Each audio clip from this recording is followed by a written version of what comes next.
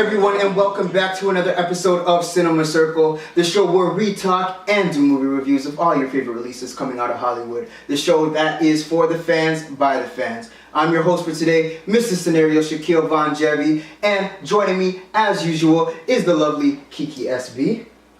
And returning as a guest is Patricia Rastrullo. Hello. What's going on?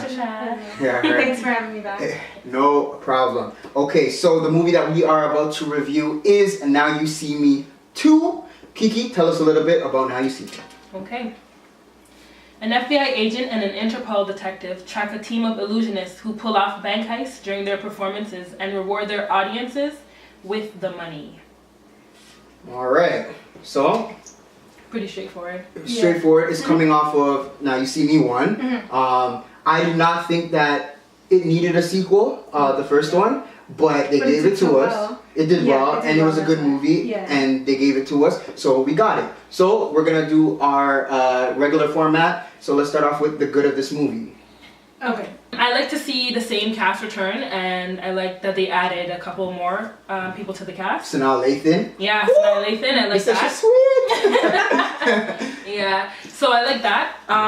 The plot was okay. I mean, it was good. It was nice to see the story continue from the first one and kind of expand a little more. Yeah, focus more on the horsemen. Yeah, focus more on the horsemen, and they gave us some neat tricks. You know what I mean? I mean, we saw a lot of tricks in the first one, but I like that they brought a more. It wasn't the same thing. It wasn't the same thing over and over. Yeah, it was more. There was more to it. Yeah. So, and they had also they were doing a bigger heist this time. Yeah, I like it that. looked like they were trying to up the ante a lot in this one. Yeah. So I like that. That was good. I like the setting. So I like that they're moving around from place to place. China and America, London. I like that. And also, the acting was good. And I guess the effects. So the special effects when they would perform their tricks. Oh yeah, I like that was that. like mind-blowing. Yeah, I like that a lot. That was amazing. For me, I think one of the strongest things about this movie was the cast. I love the cast already, right? I love Dave Franco. I love Mark Ruffalo. Morgan Freeman. Morgan Freeman is, you know, classic. Just icon, whatever. I love Michael Caine. Radcliffe. He's in it. Yeah. So you know what I loved about Harry Potter? Yeah, so he's playing the villain and it's about magic and they have him playing it and not knowing any magic. I didn't even take that in. It was so ironic, but they didn't like flat out say anything about Harry Potter, but it was there. So and he played a good villain. That's another. He did. He played a felt good like villain. a sociopath. Yeah. You can.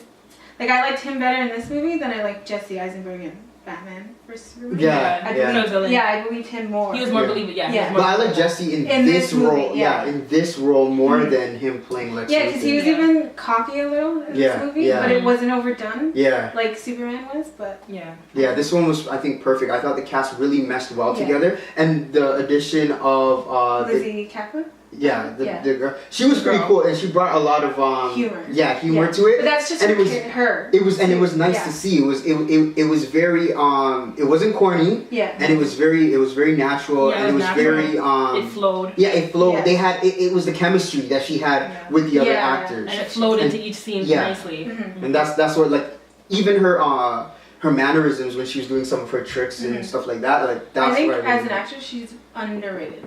They don't cast her in a lot. I think it's because of her look, maybe. But I like her look. It's different. It's different, and it works for this movie. I'm kind of sad though that they got rid of the other girl. I don't know her name. Oh yeah, I missed her. I would have rather at least Yeah. have her in the movie and then like kill her off in the beginning Make her exit, right? Yeah, I don't want to see just that off-camera mentioned it, stuff. though. And it's been what? It's been like a year and something in their time since the last time that they were all together. So I would have liked them close that off a little bit. Yeah, that left me hanging. Yeah. Oh well, that's not actually good, going into the bag. Would you guys have liked two women in this movie? Yeah, like if they played it good, like make them have their two separate personalities and whatever, then the dynamic can work, right? I would have liked to see it because I like Isla Fisher. Yeah, so I think it would have worked. It's just like having you have Sharon Carter and Black Widow in Civil War. Yeah. It just depends on how you use the characters, where one's not stepping over the other. Exactly. Right? Yeah. The good for me in this, I feel like they also upped the story. Like they upped the antics, they upped the stakes, they upped everything, like the magic. Yeah. On a bigger scale, the FBI was after them, Interpol was after them. Yeah, everything. Scotland Yard, they said calling Scotland Yard, so like all the major international agencies were after them. Mm-hmm. So that's what made it more, it just seemed like a bigger movie that they were going big with this. Yeah. And it, I feel like it worked. It worked in a sense that we got a movie that's, I think, entertaining. Yeah, very entertaining. So yeah, but the thing I liked too was the political aspect about your privacy, and that's what they focused on this time with the company. I like that part. Yeah, that's cool. So let's move on to the bad. First, what I want to say is, and I'll just chime in on other things that you guys are saying, but there's some problems with this movie, and one of the major problems for me is although they were trying to make it bigger, I feel like it almost it could get a little lost. Yeah. It was too much. Yeah, it's too much. Like it's cool to see and it's cool to look at, but sometimes less is more. And I think that in this scenario, we would need we would need a little bit less. Like I don't make want it a little bit more concentrated. Yeah. A little more concentrated. And I don't want them to turn this into a Fast and the Furious type thing. Whereas they're already where anything can happen, any and everything can happen. Well, exactly. Like the first, I'm okay with them doing the third one, but I don't want it to be over the top. Them jumping Fast and the Furious. Skyscraper to skyscraper in Dubai. Like it's just like because it becomes unrealistic, right? And I know we're dealing with magic, but magic is still, You know the perfect example of that is when you know the scene where they get the chip. That scene went too far. Yeah, it went way too far. Perfect at a certain point, and then it just kept going. And you're like, kept to end it. Yeah. You know the point where the wow factor was like, oh. Yeah. And then it just kept like, what are they doing? Yeah. Why are they doing this? And it was just, it should have ended. Yeah. It was choreographed really well, but could have been 60 seconds shorter. Yeah. What I can chime in though and say is about that is that they said that they did a lot of practical stuff, so it wasn't a lot of we're just throwing nothing and catching nothing. Okay. So they did do a lot of practical stuff, and to me, that's actually cool because you care about what the realism of your movie, right, and what you want your viewers. That too. Did you guys find it realistic? Okay, I don't like CGI, and there was a point in those scenes where things were too CGI, like the card moving. Oh, inside the jacket. Too CGI. But then we wouldn't get those things. Like, how could you write? Like, how could we? Yeah, I know, but I mean, they didn't have there's other things they could have done. Yeah, they could have done it differently. But that's just my opinion because I don't like CGI, right? Yeah, I didn't really know. I don't know if it's because it was late when I watched it, but I feel like it could have been maybe 15 minutes shorter. A lot of that would have to do with that scene where they're getting the chip, right? Yeah. So if they cut that a little bit, but the story I felt was tight, like in terms of the relationships and them. The story was tight, but they could have cut out some of the. You know what I didn't like?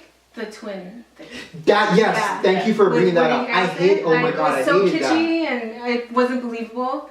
It was. I think that they should have chose another actor to play his brother and write the brother a different way. Because every time you saw the brother, you just thought of Woody Harrelson. And it was stupid. It was stupid. It was so. It was cheesy. It almost like it really. It felt like took a Will me out Ferrell of the character. You know, something that Will Ferrell. But even more. Like, but I wouldn't even want him to play it. You know what I mean? I would want him to like just stay out of just.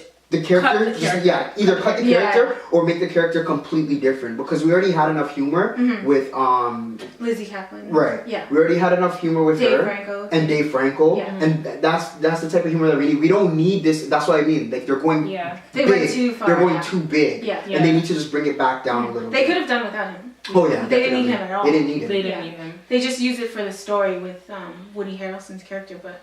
It wasn't believable. No, so it wasn't believable. It was weak to me, and I didn't like that at all. Listen, the only villain they needed in this thing was the FBI. They're not really the villain, but you know, the other force, the opposing force, and Harry Potter. That's all. That's all they needed in this movie, and it would have been spot on. Perfect. Yeah, I think with if you cut down like 15 minutes of this movie, and if you were to take out his brother. His brother, yeah. Then I think this movie would have got a higher rating for me. For sure. I love how they explain their magic. That I love because it's just like, oh, it's not just like you're like, oh, how did that happen? Because it's a movie. No, they actually. I like how they did that. But then there's some tricks they didn't explain. Yeah. All right, so let's wrap this up. Let's talk about our verdict. Let's give it our number and why we're giving it that. So Patricia. Okay, so I give it a 6.7 because it was entertaining and fun, and I love the magic behind it and some of the choreography and. What John Chu does, because he's known for that, right? With like Step Up and all that stuff. But I didn't like Woody Harrelson's twin, and then the plot was too much. I think they should have concentrated it a little bit. So that's why I gave it a 6.7. But it was a fun movie. It was a fun movie. It was enjoyable. Yes, I fell asleep for about 15 minutes. But that 15 minutes I should have been cut out of the movie. That 15 minutes I should have been cut out of the movie and fell asleep for. But I'm going to go ahead and give this movie a 7 because I did enjoy the effects. The plot was good, the cast was amazing, the setting was good. But it was just a little bit too long, hence me falling asleep. And also, I don't know, just... It was too over the top. Yeah. You know what I mean? If they concentrated a little bit more, I would have been like, bam, 8.5. But no, you get a 7. I think I agree with you guys. I think we're all in agreement here when we say that the movie should have been concentrated. And they had all the cards to make such a great movie. And the cast is amazing. I love the cast. I love everybody in this movie. There's not one person that I didn't love. The characters, again, the twin, he should have been gone. Yeah. The card scene, the chip scene or whatever, that should have been cut down because there was a point where I said this is stupid, right? Well, you were like, "What's going on?" Yeah, I'm like, "What the hell's going on? This is dumb." But the story was just way too. It was way too big. It was way too big. Bring it back down. I do not want to see you guys go the Fast and the Furious route. Let's keep it together. Let's bring it back to the first one, back to basics. You know what I mean? So I do like the first one better. I'm going to give this movie a 7 as well. It did everything that... It did most of the things that we needed it to do, and it could have got more had they cut some of those things down. Yeah. What do you guys like better, the first one or the second one? The first one. Hands down. My favorite moments of these movies are seeing them on stage together. And my favorite performing, seeing them on stage together and performing together as a unit. So if they just stick to that and move forward, then I think we're on the right track. I want to see another one. I want to see another one too. Yeah, I do. Okay. All right, so that will do it for this episode of Cinema Circle. Keisha. Don't forget to follow us on Instagram at cinema_circle. And if you have any questions, you can email us at cinemacircle1@gmail.com. Patricia, thank you for coming out again. Thank you, Patricia. It's fun. Yeah, can't wait to have you out again. From everyone here at Cinema Circle, stay blessed and always keep it 1000. Peace. Hey everyone, thanks for watching our YouTube channel. Also click like, share, and subscribe.